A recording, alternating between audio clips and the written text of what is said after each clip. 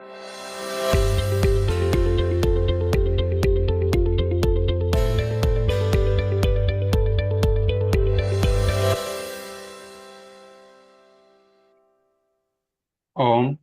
क्रांति कुंज गुरुकुल में सभी का स्वागत है। तो स्केलेटन सिस्टम पढ़ रहे थे हम, जिसका अगला टॉपिक है आपका जॉइंट्स, संधियां। ठीक है। इसको करने से पहले पहले जो बोन्स का एक छोटा सा टॉपिक है कि हड्डियों का विकास कैसे होता है, डेवलपमेंट कैसे होती है। तो इसमें एक क्वेश्चन पूछा गया है आपका। ठीक है, तो उसका थोड़ा सा देख लेते हैं एक बार। तीन टाइप्स की सेल्स आपकी आती हैं हड्डियों की। ये नाम आपको याद कर लेना है। पहला आता है इसमें ओस्टियोब्लास्ट, BLAST, ओस्टियोब्लास्ट। ठीक है। फिर दूसरा आता है इसमें ओस्टियोसाइट,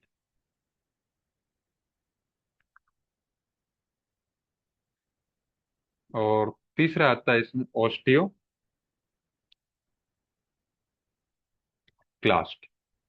ठीक है। आपको पता है कि तीन टाइप की शक्तियां मौजूद होती हैं संसार में। एक जो निर्माण करती है, एक जो पालन करती है, और तीसरी जो विनाश करती है। तो इसी से रिलेट इनका कर सकते हैं आप, कि जो अस्थियों का निर्माण करेगी, सिंथेसिस करेगी, उसको बोलते हैं ओस्टियोब्लास्ट। अस्थियों का निर्माण करेगी। फिर दूसरा है ओस्टियोसाइट्स। साइट मतलब सेल, पता है आप, कि जो मैच्योर बोन सेल होगी, मैच्योर बोन सेल, यानी कि ओस्टियोब्लास्ट जो है वो विकसित होके, मैच्योर होके ओस्टियोसाइट का निर्माण करती है। ठीक है। या फिर दूसरे शब्दों में इसको बोल सकते हैं मैच्योर ओस्टियोब्लास्ट। ये ओस्टियोब्लास्ट मैच्योर होके क्या बनाती है? ओस्टियोसाइट। ठीक है। तो बनना हो गया है, और इनका विकास हो गया है, पालन पोषण हो गया है। अब जो विनाश करेगी, यानी कि अस्थियों का जो शोषण करेगी, उसको बोलते हैं ओस्टियोक्लास्ट सेल। या फिर अगर इंग्लिश में बोलें तो ब्रेक डाउन, या फिर री एब्जॉर्प्शन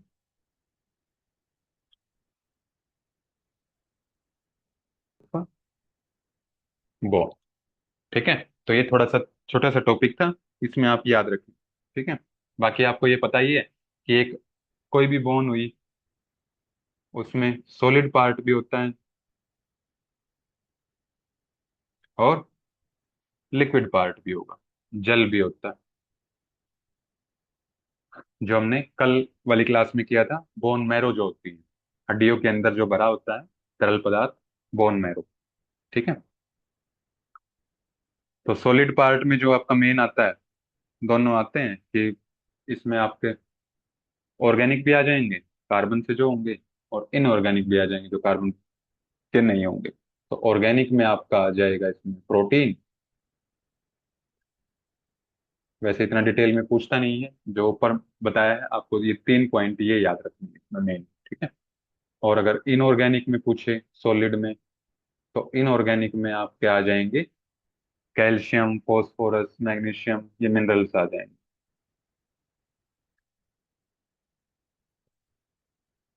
कैल्शियम, फॉस्फोरस और मैग्नीशियम। ठीक है। और भी बहुत सारे होते हैं, लेकिन मेनली ये होते हैं। फिर लिक्विड पार्ट में आपका वाटर आ ही जाएगा इसमें। ठीक है। और अगर परसेंटेज आपसे पूछ ले, ब्लड की तो पूछता है वो, अगर इसकी पूछ ले, तो सॉलिड पार्ट जो होगा वो आपका 75% होगा, और बचा हुआ 25% लिक्विड होता है। ठीक है। तो ये आपका डेवलपमेंट ऑफ बोन्स यहाँ पे कंप्लीट होता है। अब इसके बाद स्टार्ट करते हैं हम जॉइंट्स की, संधियों की, कि जोड़ आपके कितने प्रकार के होते हैं, क्या उनका काम होता है। ठीक है। और कौन से टाइप का जॉइंट आपका कहाँ पे मौजूद होता है, कहाँ पे पाया जाता है। तो पहली चीज तो जॉइंट्स होते क्या हैं, कि जहाँ पे भी दो हड्डियां मिलेंगी, या फिर दो उपास्थि यानी कि लिगामेंट मिलेंगे, कि एक जो एक हड्डी मान लिया ये है ऊपर, और एक ये है, जहाँ पे ये दो हड्डियां मिलती हैं इसको बोलते हैं जॉइंट। ठीक है, यही बोल रहा है। और जॉइंट क्या करते हैं कि गति इसी के कारण क्या है, संभव है। और मांसपेशियां क्या करती हैं, कंकाल को शक्ति प्रदान करती हैं, स्ट्रेंथ प्रोवाइड करती हैं। ठीक है। तो अब दो टाइप से इसके डिवीजन होते हैं। एक तो इसको जो स्ट्रक्चर है, कंपोजिशन, कि बने किस चीज से हैं, एक तो उस टाइप से इसकी हो जाएगी। और फिर दूसरा होगा कि गति होती है कि नहीं होती है, होती है तो कितनी होती है। ठीक है। तो यहीं पे लिख लेते हैं इसका एक बार, कि जॉइंट आपके दो टाइप के होंगे। दो टाइप से इनके जो भेद हैं या फिर टाइप्स हैं, प्रकार हैं, देखेंगे हम। पहला होता है composition, on the basis of composition, रचना के आधार पर, कि वो किस चीज से बने हैं। ठीक है। और दूसरा होता है on the basis of movement, गति के आधार पर। तो एक एक करके इनको देखते हैं अब। तो पहला आता है इसमें रचना के आधार पर, on the basis of composition. तो तीन टाइप के ये चीजों से बना है। फाइबर से अगर बना है तो फाइब्रस जॉइंट, कार्टिलेज से बना है तो कार्टिलेजनस जॉइंट, और तीसरा आता है आपका साइनोवियल जॉइंट, यानी कि जिसमें साइनोवियल मेम्ब्रेन होगी, साइनोवियल फ्लूइड होगा, उनको बोलते हैं साइनोवियल जॉइंट्स। ठीक है। और साइनोवियल जॉइंट्स में भी आपके आगे टाइप्स आ जाते हैं, जैसे कि आपका हो गया बॉल एंड सॉकेट जॉइंट, फिर हिंज जॉइंट, कि जो एक ही साइड मूवमेंट हो, जैसे आपका कोनी का है, आप कोनी को पीछे नहीं मोड़ सकते। ठीक है। फिर पाइवट और ग्लाइडिंग, जो एक दूसरे के ऊपर फिसलते हैं, कॉन्डाइल की तरह जो होंगे, कॉन्डाइलॉइड जॉइंट्स। और एक आता है आपका सैडल जॉइंट। तो ये छह टाइप के आपके साइनोवियल जॉइंट्स पाए जाते हैं। एक एक करके इनके बारे में भी हम चर्चा करेंगे विस्तार से। ठीक है। उससे पहले आपका दूसरे नंबर पे जो क्लासिफिकेशन है वो है गति के आधार पर।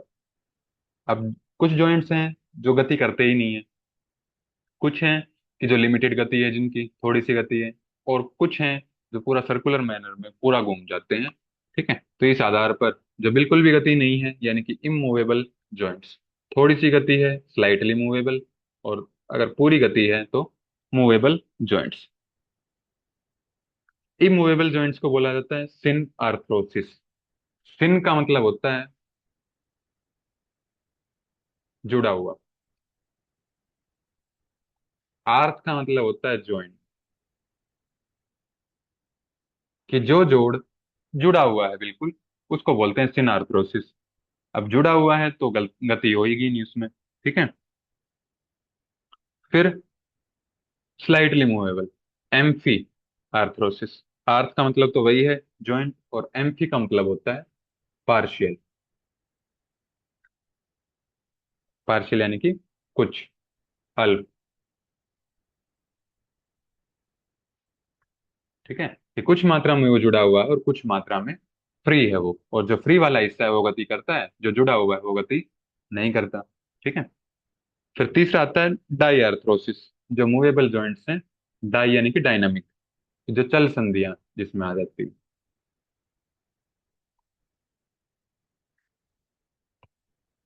तो ये आपका गति के आधार पर हो गया है। ठीक है। तो ये चल संधि है, तो ये अल्प चल संधि हो जाएगी, और ये हो जाएगी अचल, जिसमें चाल नहीं है, गति नहीं। ठीक है। तो अब एक एक करके जो हमने तीन क्लासिफिकेशन आप फाइब्रस कार्टिलेज साइनोवियल जॉइंट्स किए हैं, एक एक करके इनके बारे में चर्चा करते हैं। तो पहला आता है फाइब्रस जॉइंट।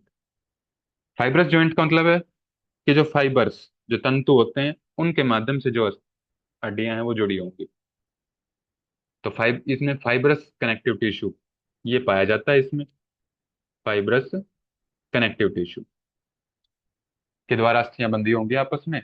और फाइब्रस जॉइंट बहुत टाइट एक दूसरे से बंधे होते हैं, तो इसलिए इसमें गति नहीं होती है, इमूवेबल ये जॉइंट्स होते हैं, अचल संधि या फिर इमूवेबल जॉइंट्स, या फिर हमने किया था सिन आर्थरोसिस के अंतर्गत ये आते हैं। ठीक है। और चूंकि ये बिल्कुल एक दूसरे के साथ कसकर बंधे हुए हैं, टाइटली पैक हैं, तो यानी कि इसमें जॉइंट कैविटी नहीं होगी। ठीक है। तो एक बार ये पूछा गया है आपका कि कौन से टाइप के जॉइंट में जॉइंट कैविटी नहीं पाई जाती है, तो फाइब्रस जॉइंट होते हैं। ठीक है। फिर इसके एग्जाम्पल्स आपको रट लेने हैं अच्छे से कि कौन से जो जॉइंट्स हैं वो फाइब्रस जॉइंट में आएंगे, और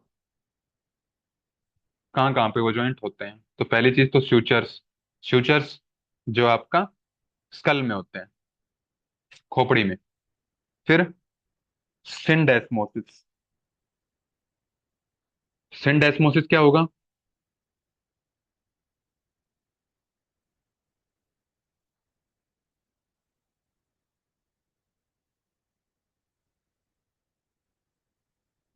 जैसे कि ये दो एग्जाम्पल दिए हुए हैं आपके सामने, टीबिया और फिबुला का जॉइंट, और रेडियस और अल्ना का। ठीक है। इस इमेज में देख लेते हैं इसको। तो ये तो स्यूचर्स हो गए, टाइटली पैक हैं एक दूसरे से फाइबर्स के साथ। ठीक है। इमूवेबल का एग्जाम्पल है, ये हमने देख लिया है। तो ये आपकी है रेडियस, और ये है आपकी अल्ना। ऐसे ही पैरों में होती हैं टीबिया और फिबुला। तो ये जो इनके जोड़ होते हैं, ये जो फाइबर तंतु दिख रहे होंगे आपको, ये एक दूसरे के साथ टाइटली अटैच हैं, इसको बोलते हैं सिनडेस्मोसिस। ठीक है। तो ये एग्जाम्पल किसका हो जाएगा? फाइब्रस जॉइंट का। फिर तीसरा था इसमें पैग और socket joint. Peg socket joint यानी कि दांत का जो जबड़ों के अंदर जो धंसे होते हैं, ठीक है, इसको बोलते हैं गोम्फोसिस। गम्स में जो एकदम धसा हुआ है उसको बोलते हैं पैग सॉकेट जॉइंट। तो ये तीनों इसमें ऑप्शन आपको याद रखने हैं, सूचर्स, सिंडेस्मोसिस और गोम्फोसिस। और कई बार अच्छा क्वेश्चन पूछना हुआ तो यही आपसे पूछेगा, और थोड़ा सा आसान करना हुआ फिर आपसे पूछेगा कि जो टीबिया फिबुलर जॉइंट है, या फिर रेडियस और अल्ना का जॉइंट है, ये किसका एग्जाम्पल है, या फिर पैग सॉकेट जॉइंट ये किसका एग्जाम्पल है। ठीक है। तो दोनों तरीके से इसको याद कर लेंगे। फिर इसके बाद आता है आपका कार्टिलेजिनस जॉइंट, कि जो कार्टिलेज से जुड़े होते हैं, उपास्थि जिनको बोलते हैं, फिर भी है इसको, हड्डी इतना मजबूत नहीं है लेकिन मजबूत तो है। ठीक है। तो कार्टिलेजिनस जॉइंट तो स्लाइटली मूवेबल होंगे, क्योंकि टाइटली पैक नहीं है, और हड्डी जितनी स्ट्रोंग भी नहीं है, तो थोड़ी सी गति इसमें होती है। इसमें पहला एग्जांपल है मेनुब्रियो स्टर्नल जॉइंट, यानी कि जो मेनुब्रियम का होगा और जो स्टर्नम का जॉइंट, ये जो हिस्सा होता है इसको बोलते हैं मेनुब्रियम, ये जो ऊपर वाला हिस्सा है। ठीक है। और किसके ऊपर का? जो एक लाइन दिख रही होगी आपको, थोड़ा सा अगर जूम करके देखेंगे तो ये वाली लाइन, इस लाइन से ऊपर वाला जो हिस्सा है इसको बोलते हैं मेनुब्रियम, और इससे नीचे को बोलते हैं स्टर्नम। ठीक है। तो इन दोनों का जो जॉइंट है, ये वाला जॉइंट, इसको बोलते हैं मेनुब्रियो स्टर्नल जॉइंट। तो ये जो जॉइंट है थोड़ा सा मूवेबल होता है, जैसे आप सांस भरते हो तो थोड़ा सा ये खुलता है, थोड़ा सा मूव करता है ये। तो कार्टिलेजिनस जॉइंट यहाँ पे पाया जाता है। फिर है इंटर वर्टिब्रल डिस्क, कि जो आपकी रीढ़ की हड्डी होती है, स्पाइनल कॉर्ड होती है। ठीक है। मतलब वर्टिब्रास में जो स्पाइनल कॉर्ड ट्रैवल करती है, और जो वर्टिब्रा के बीच का जो गैप होता है, ये हमने कर लिया था कि इसके बीच में क्या होती है, ये एक गद्देदार डिस्क होती है। यानी कि जो दो वर्टिब्रा का आपस में जॉइंट है, ये भी कौन सा जॉइंट है? कार्टिलेजिनस जॉइंट है। इसीलिए आप आगे झुक पाते हो। अगर फाइबर से जुड़े होते, फाइब्रस जॉइंट ये होता, तो बिल्कुल आगे नहीं झुक पाते आप, ना ही पीछे झुक पाते। ठीक है। फिर ऐसा भी नहीं है कि पूरा आप इसको, जैसे एक गीली लकड़ी को आप बिल्कुल मोड़ देते हो, टूटती नहीं है वो, ऐसा भी नहीं है। ठीक है। एक लिमिटेड गति है इनकी। फिर प्यूबिक सिम्फाइसिस, प्यूबिक सिम्फाइसिस जो आपकी दो पेल्विक बोन है, दो कोक्सल बोन है, ये, मान लिया आपकी लेफ्ट, हिप बोन, और ये है आपकी राइट हिप बोन। तो इनके बीच का जो ये जॉइंट बनता है इसको बोलते हैं प्यूबिक सिम्फाइसिस। जब महिलाओं में थोड़ा सा जो इसका एरिया है वो थोड़ा सा ज्यादा होता है, क्योंकि जो डिलीवरी के टाइम पे जो मार्ग होता है बच्चे का, अपत्य मार्ग जिसको बोलते हैं, वो यही मार्ग होता है। इसमें जॉइंट क्या है, थोड़ा सा स्ट्रेच होता है, ठीक है। तो इसी को प्यूबिक सिम्फाइसिस बोलते हैं। तो तीनों एग्जांपल इसमें आपको याद रखने हैं, ठीक है। मैनुब्रियोस्टर्नल जॉइंट, इंटरवर्टिब्रल डिस्क और प्यूबिक सिम्फाइसिस। फिर इसके बाद जो मैक्सिमम क्वेश्चन आपके पूछे जाते हैं वो पूछे जाते हैं साइनोवियल जॉइंट से, ठीक है। तो पहली चीज तो आपको यही याद रखनी है इसमें कि ज्यादातर जो जॉइंट होंगे इसी प्रकार के होते हैं, और जो साइनोवियल जॉइंट होंगे वो क्या होंगे, मोबाइल होंगे, यानी कि उसमें गति होगी, चल संधियां इसको बोल सकते हैं, ठीक है। तो इसके 6 एग्जाम्पल हमने देख लिए थे। अब एक एक करके इसके बारे में पढ़ते हैं। तो पहला है बॉल एंड सॉकेट, कि मतलब सॉकेट, इसको मान सकते हो ये सॉकेट है, कि ये क्या है, एक सॉकेट ये बना हुआ है, इसमें ये बॉल आके फिट होती है, इसीलिए इसका नाम है बॉल, ठीक है। और इसमें सारे टाइप की मूवमेंट हो जाएंगी, फ्लेक्शन भी हो जाएगा, एक्सटेंशन भी हो जाएगा, एबडक्शन, एडक्शन, रोटेशन, सरकमडक्शन। क्या नहीं होगा इसमें, सुपाइनेशन और प्रोनेशन नहीं होगा। ये इंपॉर्टेंट है, याद रखना है। बॉल एंड सैपोर्ट में कौन सी दो मूवमेंट नहीं होती हैं। अब ये हम कर चुके हैं कि सुपाइनेशन क्या है, प्रोनेशन क्या है, ये सारी मूवमेंट हम कर चुके हैं। जिसने वो वीडियो नहीं देखी है तो उस वीडियो को जरूर देखें, तभी ये समझ में आएगा कि ये मूवमेंट किस तरह की इसमें नहीं हो सकती। और एग्जाम्पल कौन से होंगे, शोल्डर जॉइंट और हिप जॉइंट, दो ही होते हैं इसके, ठीक है। जो हिप जॉइंट में जो कैविटी होती है उसको बोलते हैं एसिटाबुलम कैविटी,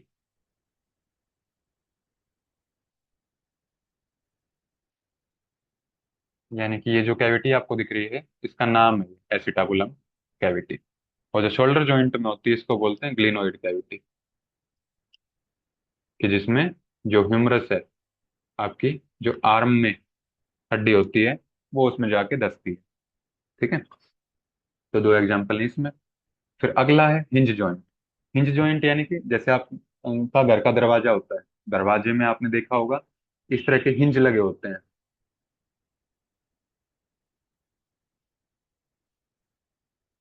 एक साइड वो आपकी जो दरवाजा होता है उसमें लगते हैं, और एक साइड जो फ्रेम लगता है दरवाजे का उसमें होता है, ठीक है। और आपने देखा होगा कि एक साइड ही गति करते हैं, पूरा 360 डिग्री ये रोटेट नहीं करते हैं, लिमिटेड मूवमेंट इनकी होती है। तो अब इसमें देख भी पाएंगे आप कि एल्बो जॉइंट आप सीधा कर सकते हो, आगे मोड़ सकते हो, लेकिन पीछे नहीं मोड़ सकते। नी जॉइंट आप पीछे मोड़ सकते हो, सीधा कर सकते हो, लेकिन आगे की तरफ इसको नहीं मोड़ सकते। ऐसे ही एंकल जॉइंट है, इसकी लिमिटेड गति है, आप बिल्कुल ना तो बिल्कुल जो उंगलियां हैं वो पैर पे टच कर सकते हैं और ना पीछे से टच कर सकते। ऐसे ही जो उंगलियां हैं वो अंदर की तरफ तो मुड़ जाएंगी हथेली की तरफ, लेकिन पीछे की तरफ नहीं मुड़ती हैं। ऐसे ही जो जॉइंट है, तो ये सारे किसके एग्जाम्पल हैं, हिंज जॉइंट के। तो बहुत इंपॉर्टेंट है, ये याद रखना। कई बार हिंज जॉइंट से ही क्वेश्चन पूछा गया है, ये आपको याद रखना है, ठीक है।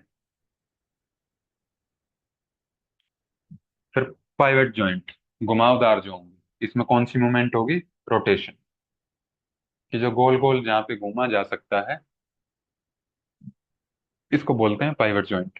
तो इसमें दो एग्जाम्पल सबसे मेन है, रेडियस और अल्ना का जॉइंट। ये आपकी रेडियस है और ये अल्ना है, और इनमें जो ये जॉइंट होता है यहाँ वाला, इसको बोलते हैं पाइवट जॉइंट। ये एक दूसरे के ऊपर, जैसे ये हाथ को आप थोड़ा सा घुमाते हो, रोटेट करते हो, तो यही जॉइंट आपस में मूवमेंट करता है। अगर ये जुड़ी हुई होती, आपस में मूवमेंट नहीं होती यहाँ पे, तो आप इसको हाथ को ऊपर नीचे नहीं घुमा पाते।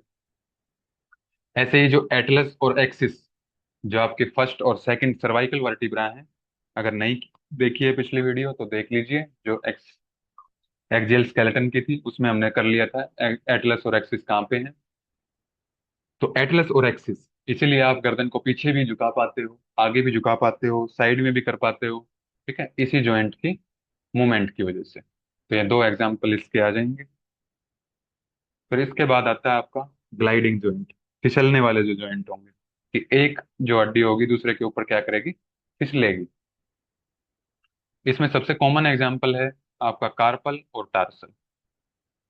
जो कलाई आप घुमा लेते हो, ठीक है, सर्कुलर मोशन में अपनी कलाई को रोटेट करते हो, ऐसे ही जो पैर का पंजा है उसको जब सूक्ष्म व्यायाम करते हैं तो घुमा लेते हो। तो इस ग्लाइडिंग जॉइंट की वजह से ही, क्योंकि जो हड्डियां होती हैं वो एक दूसरे के ऊपर फिसलती हैं इसमें। ठीक है, तो कार्पल जॉइंट और टार्सल जॉइंट। और अगला आता है इसमें कॉन्डाइलोइड, कि जिसमें कॉन्डाइल बना हो। कॉन्डाइल ओइड मतलब, ओइड का हमने पिछले लेक्चर में कर लिया था, ओइड का मतलब होता है लाई। ठीक है, जो जिसमें सीमित सीमित या कुंचन प्रसारण उसके बस, और दाएं बाएं मूवमेंट हो, तो ऐसे जॉइंट को बोलते हैं कॉन्डाइलोइड जॉइंट्स। और इसका सबसे कॉमन जो एग्जांपल पाए जाते हैं, मेटा कार्पोफैलेंजिस और मेटाटार्सोफैलेंजिस, यानी कि जो मेटा कार्पल्स और कार्पल्स और फैलेंजिस के बीच में जो जॉइंट होगा, और जो मेटाटार्सल और फैलेंजिस के बीच में जॉइंट होगा, वो आते हैं कॉन्डाइलोइड। ठीक है, देखा होगा आपने कि राइट लेफ्ट भी कर सकते हो आप। जो मेटाकार्पल हैं और जो फैलेंजिस हैं, जब उनके साथ कनेक्शन होता है तो एक ऊपर नीचे भी कर सकते हो, राइट लेफ्ट भी कर सकते हो। ऐसे ही टार्सल जो पंजा है आपका, वो राइट लेफ्ट भी कर सकते हो आप, ऊपर नीचे भी कर सकते हो। ठीक है।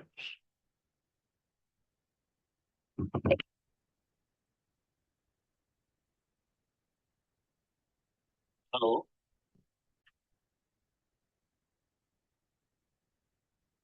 तो मेटाकार्पोफैलेंजिस और मेटाटार्सोफैलेंजिस। फिर इसके बाद लास्ट जो आपका साइनोवियल जॉइंट है वो आता है सैडल जॉइंट। सैडल जॉइंट का क्या होगा, कि एक दूसरे के अंदर बिल्कुल धसी होगी हड्डी। ठीक है, कि एक अस्थि का जो उभरा हुआ भाग है दूसरी अस्थि में क्या होगा, धसा हुआ होगा। इसका जो एग्जाम्पल है, फर्स्ट मेटाकार्पल और ट्रेपीजियम के बीच में। इमेज में आप देख पा रहे होंगे, ये आपकी फर्स्ट मेटाकार्पल है और ये ट्रेपीजियम हड्डी है, जो कार्पल कार्पल बोन का एक पार्ट है, ट्रेपीजियम बोन। इन दोनों के बीच में ये जो जॉइंट है इसको बोलते हैं सैडल जॉइंट। और जो मेटाकार्पल्स ऑफ थंब है उनमें भी जो आपस में जॉइंट होता है उसको बोलते हैं सैडल जॉइंट। तो ये जॉइंट्स का पार्ट आपका यहाँ पे कंप्लीट होता है। ठीक है, इसके बाद दो तीन पीवाईक्यू है इसके, वो लगा लेते हैं इसका। तो पहला है इसमें, where is pivot joint located. तो पाइवट जॉइंट कहाँ पे लोकेट होता है,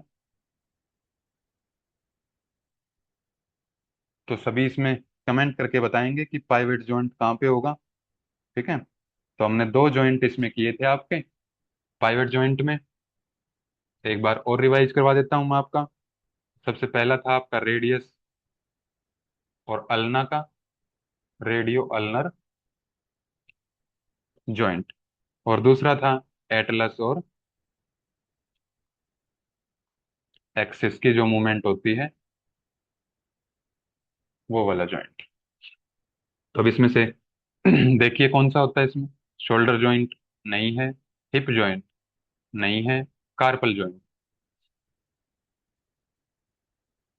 नहीं है, एल्बो जॉइंट, क्योंकि जो रेडियस और अल्ना का जो जॉइंट है वो एल्बो जॉइंट ही है। एल्बो कोनी के पास में वो जॉइंट बनता है।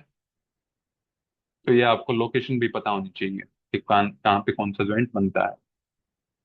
फिर ऑल साइनोवियल जॉइंट्स आर, ये हमने कर लिया है कि जितनी भी साइनोवियल जॉइंट्स होते हैं वो सारे मोबाइल होते हैं, यानी कि चल संधियां वो